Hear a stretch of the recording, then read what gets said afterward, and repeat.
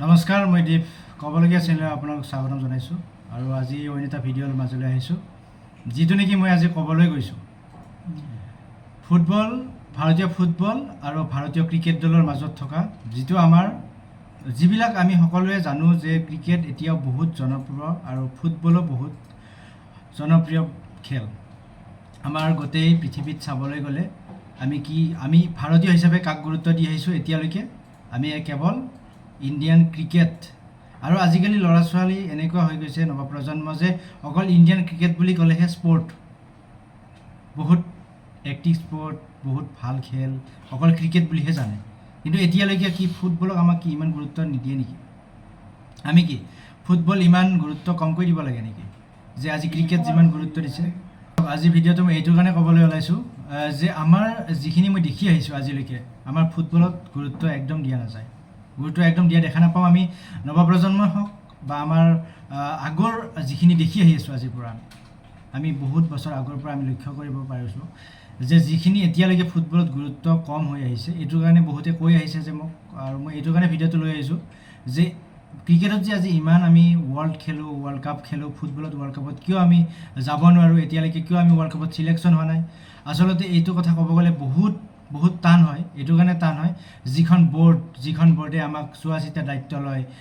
সেইখন বৰ্ডৰ কাৰ লগত জড়িত আছে। আজি ক্ৰিকেটৰ ক্ষেত্ৰত যদি আমি ক'ব যাওঁ, ক্ৰিকেটত এনেকুৱা এখন বৰ্ড BCCI এনেকুৱা কৰি আছে, য' ভাৰত চৰকাৰে যদি কিবা এটা নকৰে সিহঁতক, সেই BCCIক যদি আমাৰ ভাৰত চৰকাৰে পইচাৰ ক্ষেত্ৰতে হওক যোগান নধৰেও, তথাপি BCCI এনেকুৱা ডেভেলপ হৈছে, এনেকুৱা এটা সংস্থা যিটো ক্ৰিকেটক বহুত যোগান ধৰি আহিছে। তো তেনেকুৱা আমাৰ কি আমি ফুটবলত কৰিব নোৱাৰোঁ নেকি? আমি ফুটবলতো কৰিব পাৰোঁ যদি ইজনে সিজনক আমি ছাপৰ্ট কৰোঁ, ইজনে সিজনক সহযোগ কৰোঁ, এনেকুৱা যদি আমি সংস্থাপনৰ চিন্তা চৰ্চা কৰোঁ, তেতিয়াহ'লে আমাৰ ভাৰতীয় ফুটবল এদিন বিশ্বকাপত নিশ্চয় কোৱালিফাইড হ'ব আৰু কোৱালিফাইড মেটচ খেলি নিশ্চয় উইন হ'ব পাৰিব। তো তেতিয়া আমি বিশ্বকাপ মেটচ নিশ্চয় FIFA, যিটো আপোনালোকে গম পায় তো ফিফাত আমি ডাইৰেক্ট ছিলেকশ্যন হ'ব পাৰিম। এতিয়া আমি যাওঁ, কিন্তু আমি ৱৰ্ল্ড কাপ কোৱালিফাইড হ'ব পৰা নাই। ৱৰ্ল্ড কাপ কি হয়, কোৱালিফাইড মেটচকেইখনতে আমি হাৰিবলগীয়া হয়, হাৰ মানিবলগীয়া হয়। আৰু হাৰ মানিবলগীয়া এইটোৰ কাৰণে হৈছে যে কোৱালিফাই মেটচকেইখনত হাৰ মানিবলগীয়া এইটোৰ কাৰণে হৈছে যে যিখিনি আমাৰ যোগ্যতা, আৰু সেই যোগ্যতাখিনি আমাৰ বৰ্তমান সময়ত নাই। বুজিব পাৰিছে নিশ্চয় আপোনালোকে? যোগ্যতা অবিহনে আমিতো একো কৰিব নোৱাৰোঁ বৰ্তমান। আমিও কোৱালিফাইড হৈছিলোঁ, আমিও এটা সময়ত হৈছিলোঁ, যিটো সময়ত আমাৰ ফুটবল খেলিবলৈ গৈছিল কোনো ধৰণৰ ফুটবলৰ বুট জোতা বুলি কয়, আপোনালোকে সকলোৱে জানে।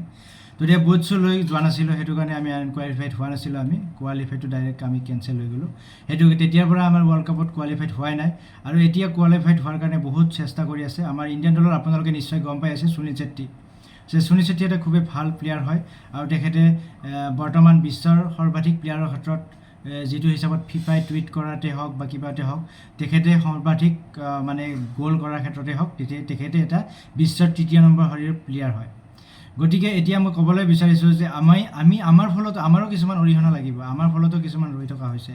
যে ইণ্টাৰনেশ্যনেল ফুটবল দলৰ ক্ষেত্ৰত আমাৰ ক্ষেত্ৰতো কিছুমান আছে যে আমি ক্ৰিকেটক যিমান ছাপোৰ্ট কৰোঁ, সেই হিচাপত ফুটবলক আমি ছাপোৰ্ট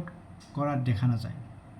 তো মেইন কথাটো হ'ল কি, আমি ছাপোৰ্ট কৰিব লাগিব, আমি প্লেয়াৰক উৎসাহ যোগাব লাগিব, তেতিয়াহে আমি বিশ্বকাপ FIFA বুলি ক'লে ইমান সৰু নহয় যে ফিফাত আমি কোৱালিফাই হোৱাই ডাইৰেক্ট আমি ISL এখন পাতিছোঁ, এনেকৈ আমি খেলিব, এনেকৈ জানিব। আৰে ঠিক লাগিব, ISLও লাগিব, ISLত আমাৰ কোৱালিফাইত অৰিহণা যোগায়, যদিও আমাৰ প্ৰতিজন প্লেয়াৰক আমি যিমান উৎসাহ যোগাব লাগিছিল, আমি এইটো যদি আপোনালোকে চাই আজিৰ ক্ৰিকেট প্লেয়াৰৰ ক্ষেত্ৰত আৰু ফুটবল প্লেয়াৰৰ ক্ষেত্ৰত, ক্ৰিকেট প্লেয়াৰ এজনে যিমান পইচা আৰ্ণ কৰে, ফুটবল প্লেয়াৰ তাৰ আধাও নকৰে। কাৰণ এইটোৰ কাৰণে হৈছে যে গুৰুত্ব কমি আছে, ক'ৰবাত গুৰুত্ব কমি আছে, আৰু গুৰুত্ব কমাৰ ফলত যিটো হিচাপত প্লেয়াৰ এজনে উৎসাহ পাব লাগিছিল, সেইটো হিচাপত উৎসাহ পোৱা নাই, আৰু উৎসাহ নোপোৱাৰ ফলত আমাৰ ইণ্ডিয়ান ফুটবল দল আজি বিশ্বৰ ৰেংকিঙত একেবাৰে তলত। আগতেতো বহুত তলত আছিল, 150 তলত আছিল যোৱা 3টা বছৰ। আমি যিটো দেখি আহিছোঁ 150 ৰেংক তলত আছিল, এতিয়া বহুত উন্নত হৈছে। আমাৰ FIFA ৰেংকিঙত ভাৰতে বৰ্তমান সময়ত বিশ্বৰ 1 নম্বৰ ঘৰ মানে অতিক্ৰম কৰি মানে আগলৈ গৈছে, এইটো য'ত নেকি 98, 97 ৰেংকত এতিয়া বৰ্তমান আছে। আৰু এইটো মই ক'বলৈ গৈছোঁ যে বিশ্বৰ টপ 10 দেশৰ লগত যদি খেলিবলৈ যায় ফিফাত, ইণ্ডিয়াই বিশ্বকাপ খেলিব লাগিলে কোৱালিফাইড হয়, আমাৰ তেনেকুৱা সাধাৰণ দেশ, এছিয়ান দেশকেইখনৰো বৰ্তমান কোৱালিফাইড দিয়ে, আৰু তাৰপিছতহে ভাল দেশ এখনৰ লগত খেলিব পাৰে ভাল দেশ বুলি এইটো কাৰণে আছোঁ সিহঁতে টপ 20 বিশ্বৰ ফিফাৰ ৰেংকৰ একোখন নেশ্যন হয় গতিকে সিহঁতৰ লগত খেলিবৰ যোগ্য হ'ব লাগিলে আমি যোগ্য বুলিয়ে ক'ব লাগিব যোগ্য আছে আমাৰ যোগ্য আছে কিছুমান আমি বৰ্তমান যিটো উৎসাহ হ'ব লাগিছিল আমাৰ প্লেয়াৰসকলে আমাৰ ভাৰতীয় দলৰ যিটো কেপ্টেইন সুনীল ছেত্ৰী হয় তেখেতক যদি আমি চাব যাওঁ আজি তেখেতৰ টুইটাৰত আমি ছ'চিয়েল মিডিয়াৰ কথা কৈছোঁ টুইটাৰ ফলোৱাৰ আজি চাওক ক্ৰিকেটত বিৰাট কোহলিতকৈ বহুত কম গতিকে বেয়া লাগে কেতিয়াবা এইবোৰক লৈ কাৰণ কি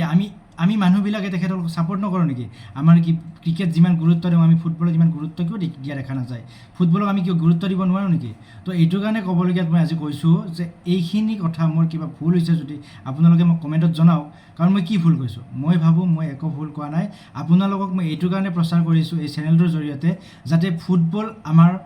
সম্পূৰ্ণভাৱে গ্ল'বেলত আমাৰ এটা উত্থান হয় আৰু ফুটবলৰ ক্ৰিকেটত আমাৰ যেনেকুৱা পপুলাৰ আছে ফুটবলৰ পপুলাৰ আহক আৰু ফুটবলক মই বহুত ভাল পাওঁ মই খেলক বহুত ভাল পাওঁ মই অলিম্পিককো ভাল পাওঁ অলিম্পিকক আমি আমাৰ ৰেংক বহুত কম অলিম্পিকত গতিকে আজি চাওক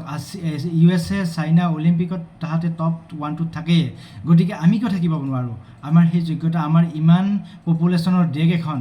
যেনেকৈ আমি গ্ল'বেল ইকনমিত এতিয়া বৰ্তমান ফাষ্টেষ্ট গ্ৰ'য়িং নেশ্যন হৈ গৈ আছোঁ তো ঠিক তেনেকৈ আমি ফিফাত আমি ক্ৰিকেটত যেনেকৈ গৈ আছোঁ তেনেকৈ ফিফাত কিয় নোৱাৰিম ফিফাটো আমি পাৰিম গতিকে আমি প্লেয়াৰক ছাপোৰ্ট কৰিব লাগিব তেখেতসকলক উৎসাহ যোগাব লাগিব তো আমি অকল অসমীয়া হৈ অসমীয়া কেইজনে উৎসাহ যোগালে নহ'ব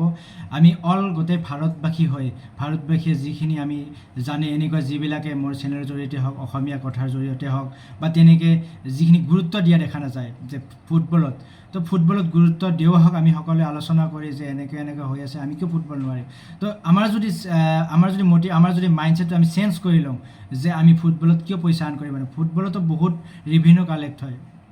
য'ত ফিফাৰ যিবিলাক ডাঙৰ